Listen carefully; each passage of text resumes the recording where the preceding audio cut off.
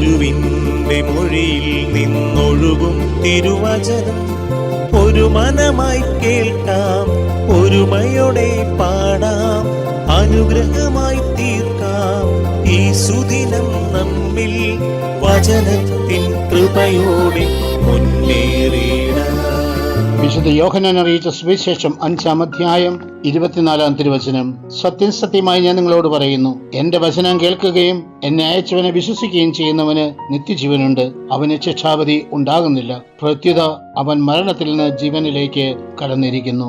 കരുണ്യവാനും സ്നേഹനിധിയുമായ ഞങ്ങളുടെ നല്ല തമ്പുരാനെയും കർത്താവിന്റെ വചനം കേൾക്കുകയും അവനെ അയച്ചവനിൽ വിശ്വസിക്കുകയും ചെയ്തവരാണ് ഞങ്ങൾ ഓരോരുത്തരും.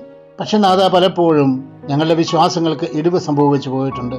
ആ നിമിഷങ്ങളെ പ്രതി അങ്ങയോട് ഞങ്ങൾ മാപ്പ് ചോദിക്കുന്നു. നാഥ, ഞങ്ങളുടെ അല്പവിശ്വാസത്തെ അങ്ങ് ധൈര്യപ്പെടുത്തണമേ. അത് മാറ്റി യഥാർത്ഥമായി വിശ്വാസം നൽകി ഞങ്ങളെ അനുഗ്രഹിക്കണമേ. നമ്മുടെ കർത്താവ് ഈശോ മിശിഹായുടെ കൃപയും പിതാവായ ദൈവത്തിന്റെ സ്നേഹവും പരിശുദ്ധാത്മാവിന്റെ സഹവാസവും പരിശുദ്ധ അമ്മയുടെയും നീതിമാനായ മറിയൂസേപ്പിന്റെ മധ്യസ്ഥവും സകല മാലാഖമാരുടെയും സകല വിശുദ്ധരുടെയും സംരക്ഷണവും നൽകി സർവശക്തനായ ദൈവം നിങ്ങളെ ആശീർവദിച്ച് അനുഗ്രഹിക്കട്ടെ, ഇപ്പോഴും എപ്പോഴും എന്നേക്കും. ആമേൻ. വചനത്തിൻ കൃപയോടെ മുന്നേറി